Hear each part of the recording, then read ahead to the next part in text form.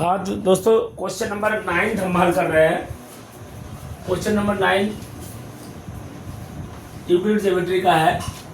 In Indus valley civilization about 300 BC, मतलब 3000 वर्ष पहले जो है इंडस वैली सिविलाइजेशन क्या था। The brick use of the construction work we having a in mention in the ratio. तो ब्रिक का हमारा ब्रिक है, ये ब्रिक हमारा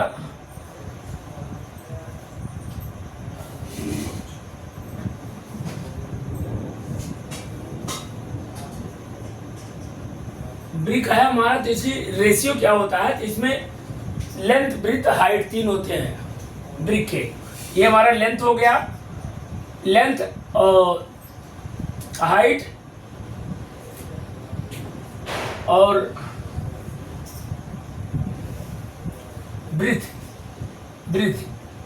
ये ब्रीथ हो गया। तो हमारा लेंथ ब्रीथ और हाइट का रेशियो हमारा 4.2.1। तो विकल्प बी हमारा सही है। इसमें थ्योरी में जाके देख लीजिएगा, इसको याद रखिए। जो ब्रिक का हमारे रेशियो होते हैं वो 4.2.1 का रेशियो होता है। तो विकल्प बी सही है। इसी तरह क्वेश्चन 10 पर फोकस करते हैं। Pyramid is a solid figure the base which is. Pyramid जो सॉलिड ठोस होता है, सॉलिड जो होता है उसमें बेस क्या होते हैं, उसका बेस क्या होते हैं, मतलब कितने क्या क्या उसमें होते हैं। तो रेक्टेंगल भी होता है, पिरामिड में रेक्टेंगल भी होता है और ट्रायंगल भी होता है और स्क्वायर भी रहता है।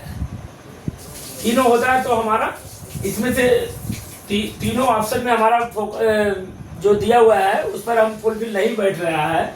तो हमारा विकल्प डी सही है। रेक्टेंगल, ट्रायंगल और स्क्वायर तीनों होते हैं तो एनी पॉलीगॉन है। विकल्प भी सही है। तो हम फोकस करते हैं क्वेश्चन नंबर 11 पर।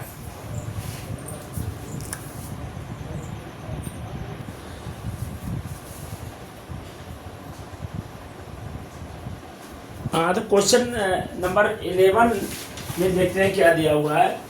Side face of the pyramid are. Pyramid के जो साइड होते हैं वो कैसे शेप के होते हैं, किस शेप के होते हैं। तो इसमें बताया गया है पॉलीगॉन शेप के होते हैं, स्क्वायर शेप के होते हैं, या ट्रापेजियम होते हैं, या ट्रायंगल होते हैं। तो पिरामिड में ट्रायंगल शेप के होते हैं। तो हमारा विकल्प ए सही है।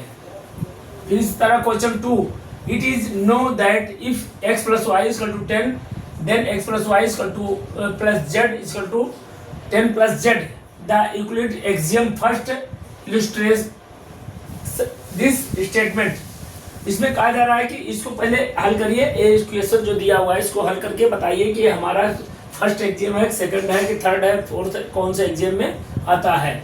तो हमारा क्या दिया हुआ है, हमारा इक्वेशन क्या है, x + y = 10 और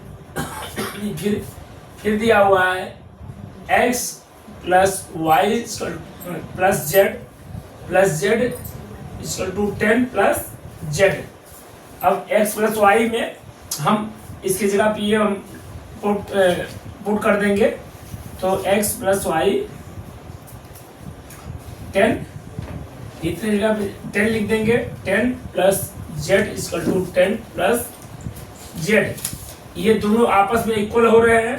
तो कौन से एक्सियम में आएगा, आपस में जब इक्वल होते हैं तो हमारा सेकंड एक्सियम होता है।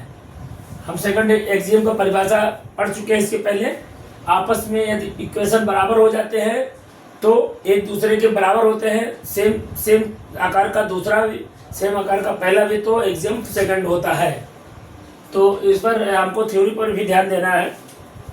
और बाकी आप लोग प्रयास करते रहिए, बढ़िया से करते रहिए और सफलता समय मांगती है, इस पर ध्यान दिया करिए। ठीक है, बाय बाय।